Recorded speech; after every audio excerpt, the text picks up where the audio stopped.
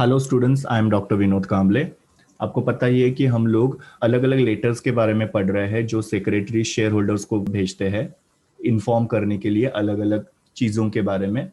तो ये वीडियो के अंदर हम लोग लेटर देखने वाले हैं कि जब सेक्रेटरी शेयर होल्डर को लेटर लिख के इन्फॉर्म करते हैं कि उनको बोनस शेयर इशू किए गए तो वो लेटर कैसे लिखना है। पहले मेरे जो लेटर की वीडियो है उसके अंदर मैंने आप लोगों को बताया था कि लेटर में कुछ कॉमन चीजें होती है, जैसे कंपनी का नाम, रजिस्टर एड्रेस और कंपनी के कॉन्टैक्ट डिटेल जो आपको लिखने रहते हैं, रेफरेंस नंबर और डेट, ये भी इसके बारे में मैंने एक्सप्लेन किया था। देन इनसाइडर एड्रेस मतलब जिसको आप लेटर लिखना चाहते हैं उसका नाम और एड्रेस, सब्जेक्ट और यहाँ पे सैल्यूटेशन, डियर सर या डियर मैडम जो भी होगा वो यहाँ पे सैल्यूटेशन होता है।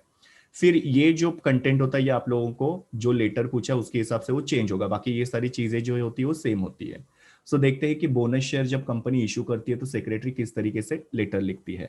कभी भी सेक्रेटरी जब लेटर लिखती है तो वो एक रेफरेंस देती है कि ये पर्टिकुलर मीटिंग हुआ था और मीटिंग में ये डिसीजन हुआ था। तो बोनस शेयर इशू करने के लिए भी डेफिनेटली कोई ना कोई तो मीटिंग हुई रहेगी और वो मीटिंग में डिसीजन लिया रहेगा कि बोनस शेयर इशू करना है करके। तो यहाँ पे देखो, आप लोग देख रहे हो कि मैंने हाईलाइट किया है कि सेक्रेटरी बता रही है शेयर होल्डर को कि कंपनी की एक्स्ट्रा ऑर्डिनरी जनरल मीटिंग हुई थी और उसका डेट भी लिखा है ना। What is extra ordinary general meeting, आपको लास्ट ईयर एसपी में पढ़ाया था कि जब भी कोई भी अर्जेंट या इंपॉर्टेंट मैटर होता है और उसको हम लोग एनुअल जनरल मीटिंग तक पोस्टपोन नहीं कर सकते हैं, मतलब उसके बारे में जल्दी डिसीजन होना जरूरी होता है, तो उस केस में क्या किया जाता है, एक्स्ट्रा ऑर्डिनरी जनरल मीटिंग बुलाई जाती है।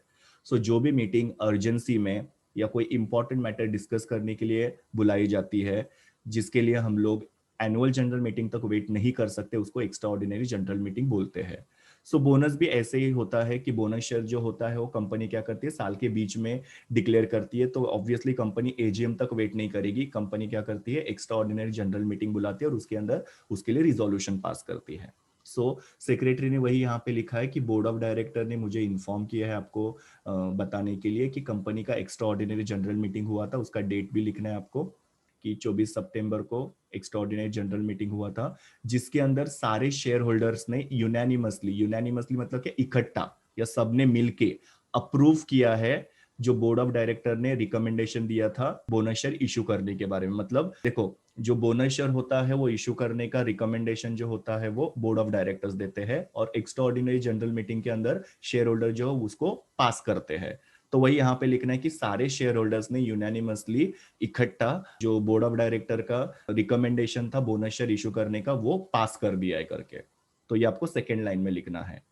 देन थर्ड लाइन में आपको ये लिखना है कि बोनस शेयर किस रेशो में दिए जा रहे हैं। नो, रेशो का मतलब क्या होता है, जब भी आप लोग बोनस शेयर देते हो तो एक क्राइटेरिया आप रखते हो ना। अलग अलग रेशियोज हो सकते हैं, जैसे 1:1, 2:1, 5:1, 10:1। So it is depend on the company की कौन से रेशो में कंपनी या कौन से प्रपोर्शन में कंपनी बोनस शेयर दे रही है। तो यहाँ पे सपोज मैं आपको एग्जांपल बताता हूँ कि सेक्रेटरी ने लिखा है यहाँ पे कि आपको 1:1 रेशो में बोनस शेयर इशू किया जा रहा है ना। 1:1 का मतलब क्या है, जैसे आपको पता है कि बोनस शेयर किसको दिए जाते हैं, जो एग्जिस्टिंग इक्विटी शेयर होल्डर्स होते हैं कंपनी के उनको। तो उनके पास ऑलरेडी कंपनी के इक्विटी शेयर्स है, तो जिनके पास एक इक्विटी शेयर रहेगा उसको एक बोनस शेयर मिलेगा। तो रेशियो 1:1 का मतलब क्या हो गया कि एक इक्विटी शेयर अगर आपके पास है तो आपको एक बोनस शेयर मिलेगा। अगर सपोज रेशियो 2:1 होता तो 2:1 का मतलब क्या कि आपके पास अगर दो इक्विटी शेयर रहेंगे तो आपको एक बोनस शेयर मिलेगा।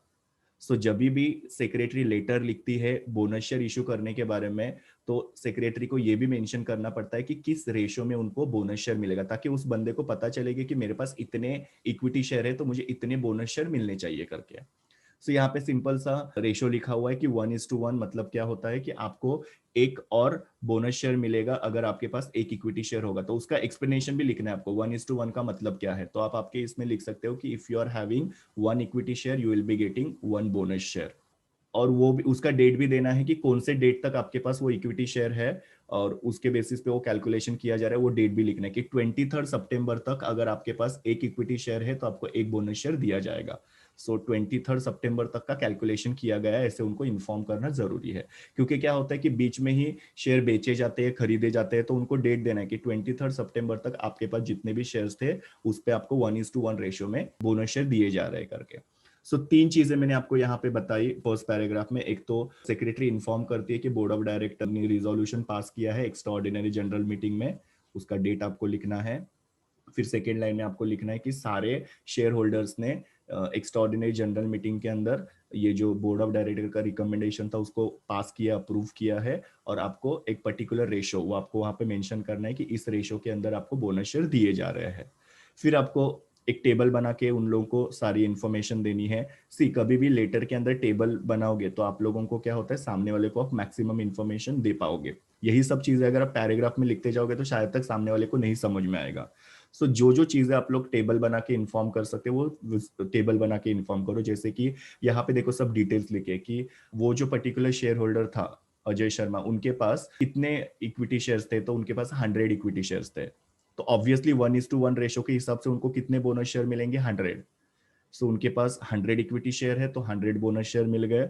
फिर उनका डीपी आईडी नंबर और क्लाइंट आईडी नंबर, ये आपको पता है कि जब डिमटेरियलाइज होते हैं शेयर आपके ऑनलाइन होते हैं तो उसके कुछ आईडी नंबर्स होते हैं, तो वो भी आपको वहां पे मेंशन करना है। और ये जो बोनस शेयर दिए जा रहे हैं वो कौन से डेट को आपके अकाउंट में क्रेडिट होंगे वो भी आपको लिखना है। तो 31 अक्टूबर को आपके जो डीमैट अकाउंट है उसके अंदर आपको ये शेयर आ जाएंगे, वो उनको बताना जरूरी है, ताकि वो लोग फिर उसके हिसाब से चेक करेंगे कि बराबर 100 शेयर मेरे अकाउंट में आए हैं कि नहीं। तो ऐसे टेबल के द्वारा आप लोग क्या करोगे, उनको इन्फॉर्मेशन प्रोवाइड करोगे। इसके पैराग्राफ्स नहीं लिखोगे, बिकॉज पैराग्राफ्स क्या होता है, कभी कभी इतना क्लैरिटी नहीं आती है, कभी कभी मिसअंडरस्टूड किया जा सकता है, तो टेबल के फॉर्म में वो बेटर रहता है। देन आप लास्ट पैराग्राफ लिखोगे कि कंपनी ने सारे जो प्रोविजंस है बोनस शेयर इशू करने के वो फुलफिल किए हैं। बोनस शेयर के इशू करने के क्या क्या प्रोविजंस होते हैं वो मैंने आप लोगों को पहले भी बताया हुआ है, तो आप लोगों को यहाँ पे सिर्फ मेंशन करना है कि कंपनी ने बोनस शेयर इशू करने के सारे जो प्रोविजंस है, सारे जो रूल्स है उसको फुलफिल किया है, कंप्लाइड किया हुआ है, और उसके बाद में ही आपको ये बोनस शेयर दिए जा रहे हैं, ताकि आप लोग शेयर होल्डर्स को क्लियर कर पाओ कि किसी भी तरीके से आप लोगों को बोनस शेयर नहीं दिए। कुछ रूल्स होते हैं, वो रूल्स को फॉलो करने के बाद में आपको प्रॉपर बोनस शेयर दिए गए हैं करके। और लास्ट में फिर आपको एक लिखना है कि ये बोनस शेयर जो आपके इक्विटी शेयर होल्डर्स के एट पार होंगे। एट पार मतलब क्या होता है कि इक्वल होंगे। देखो हमेशा याद रखना, बोनस शेयर जो होते हैं वो अल्टीमेटली इक्विटी शेयर ही कंसिडर किए जाते हैं, सिर्फ वो फ्री ऑफ कॉस्ट दिए जाते हैं, इसके लिए उसको बोनस शेयर बोला जाता है। तो मिस्टर अजय के पास 100 इक्विटी शेयर्स थे, उसको 100 बोनस शेयर मिल गए, तो अभी उसको हम लोग कैसे बोलेंगे, टोटल उसके पास 200 इक्विटी शेयर्स हो गए। सो वही यहाँ पे लिखा है कि जो भी बोनस शेयर्स है वो आपको आपके जो एग्जिस्टिंग इक्विटी शेयर्स है उसके एट पार उसको ट्रीट किया जाएगा। और फिर लास्ट में ये जो क्लोजिंग वाला होता है वो आप लोगों को कॉमन हर एक लेटर में लिखना है। तो इस तरीके से आप लोग 3 पैराग्राफ में आपका बोनस शेयर इशू का लेटर लिख सकते हो। अभी हम लोग सेकेंड लेटर देखते हैं। ये जो लेटर है ये एक क्वेरी के लिए रिप्लाई दिया जा रहा है। क्वेरी मतलब क्या, कि किसी शेयर होल्डर को कोई क्वेरी थी, प्रॉब्लम था, या उसको कोई इंक्वायरी करनी थी, और उसके लिए उसने कंपनी को लेटर लिखा था ना। बेसिकली ये लेटर के अंदर क्या है कि किसी एक पर्टिकुलर शेयर होल्डर जो है उसने कंपनी लेटर लिख के इन्फॉर्म किया कि इस साल जो हम लोग को डिविडेंड मिला है वो काफी कम है, तो उसके बारे में एक्सप्लेनेशन पूछा है। तो सेक्रेटरी ने उसने वो जो शेयर होल्डर ने लेटर लिखा था कि हमको कम रेट ऑफ डिविडेंड मिला है, उसको सेक्रेटरी क्या करे, रिप्लाई दे रही है। तो कभी भी कोई भी शेयर होल्डर जब क्वेरी करता है या क्वेरी अगर उसकी होती है उसके लिए वो लेटर लिखता है, तो उसको आपको जवाब देना है। तो सेक्रेटरी किस तरीके से जवाब में लेटर लिखती है उसके बारे में ये लेटर है। जैसे मैंने आपको बताया ये कॉमन चीजें है यहाँ तक। ओके, सब्जेक्ट देखो क्या लिखा हुआ है, रिजॉल्विंग क्वेरी। रिजॉल्विंग मतलब क्या, सॉल्व करना, हल करना। Query on the low rate of dividend made by the company, कि कंपनी ने क्यों कम रेट ऑफ डिविडेंड इस बार किया है, उसका हम लोग क्वेरी का क्या करें, रिजॉल्विंग कर रहे हैं। सो यहाँ पे जब लेटर आप लोग स्टार्ट करते हो तो मैंने आपको बताया कि रेफरेंस देना है आप लोगों को, तो यहाँ पे भी शुरुआत वैसे ही करना है कि आपका लेटर हमको 25 सितंबर को आया, और इसके वजह से आपकी जो भी क्वेरी है कम डिविडेंड मिलने के बारे में, तो उसके लिए हम लोग यहाँ पे आपको उसका रीजन बता रहे करके। सो मुझे ऑथोराइज किया गया है कि आपकी क्वेरी को मैं क्या करूँ, रिजॉल्व करूँ। तो इस तरीके से आपने यहाँ पे रेफरेंस दिया। फिर आपने रीजंस लिखे कि कंपनी ने कम डिविडेंड क्यों दिया है। सो यहाँ पे पहला रीजन देखो, एक्चुअली ये एक ही रीजन है पर उसको 3 हिस्सों में डिवाइड किया है। कि यहाँ पे लिखा हुआ है कि कंपनी का जो माहिम ईस्ट में फैक्ट्री है वहां पे फ्लड आ चुका था, और जिसकी वजह से कंपनी में काफी सारा नुकसान हो गया, और वो जो पर्टिकुलर फैक्ट्री है वो बराबर काम नहीं कर रही है, फुल फ्लेज काम नहीं कर रही है, मतलब वहां पे अभी भी काम जो है वो थोड़ा सा कम चल रहा है। जिसके चलते क्या हुआ है कि कंपनी को काफी ज्यादा फाइनेंशियल लॉस हुआ, वो आपने यहाँ पे सेकेंड पॉइंट में लिखा है। पहले तो आपने लिखा कि कंपनी की माहिम ईस्ट की जो फैक्ट्री है वहां पे फ्लड आ गया था, जिसकी वजह से वो फुल फ्लेज काम नहीं हो रहा है वहां पे। आधा काम हो रहा है और आधा काम अभी भी बंद है। दूसरा, जिसकी वजह से कंपनी को बहुत ज्यादा फाइनेंशियल लॉस हुआ है। और तीसरा फिर यहाँ पे आपको लिखना है कि बोर्ड ऑफ डायरेक्टर ने ऐसा डिसाइड किया है कि इस साल हम लोग क्या करेंगे कि 10 करोड़ रुपया जो है वो जनरल रिजर्व मतलब क्या, कंपनी का वो सेविंग होता है कि कंपनी को जो भी प्रॉफिट होता है उसमें का कुछ हिस्सा जो होता है वो जनरल रिजर्व में ट्रांसफर किया जाता है। तो बोर्ड ऑफ डायरेक्टर ने इस साल डिसीजन लिया हुआ है कि ये सारी सर्कमस्टेंसेस की वजह से, मतलब कंपनी को जो लॉस हो रहा है उसकी वजह से 10 करोड़ रुपया क्या किया जाएगा, जनरल रिजर्व को ट्रांसफर किया जाएगा। और ये 10 करोड़ रुपया जो है वो नॉर्मल जितना भी हम लोग जनरल रिजर्व में ट्रांसफर करते हैं उसका 50% ज्यादा है। मतलब जैसे मैंने आपको बताया कि हर साल कंपनी क्या करती है, प्रॉफिट का कुछ हिस्सा जनरल रिजर्व में ट्रांसफर करती है। तो हर साल सपोज कंपनी 100 रुपया ट्रांसफर करती थी, अभी इस साल इतना ज्यादा लॉस हो चुका है, इसके लिए कंपनी ने क्या किया है, 150 रुपीज, मतलब जो नॉर्मल होता था जनरल रिजर्व का अमाउंट उसका 50% और ज्यादा कंपनी ने क्या किया, जनरल रिजर्व में ट्रांसफर किया है। तो वो आपको यहाँ पे लिखना है, जिसकी वजह से कंपनी का प्रॉफिट क्या हो गया, कम हो गया है और आपको कम डिविडेंड दिया जा रहा है। तो इस तरीके से आपको क्या करना है कि उनकी जो भी क्वेरी है उसके लिए आंसर आपको देना है, उसके रीजंस आपको बताने हैं। और फिर आपको यहाँ पे लिखना है कि आपको ये जो भी हमने इंफॉर्मेशन दी है उससे आप सेटिस्फाइड रहोगे।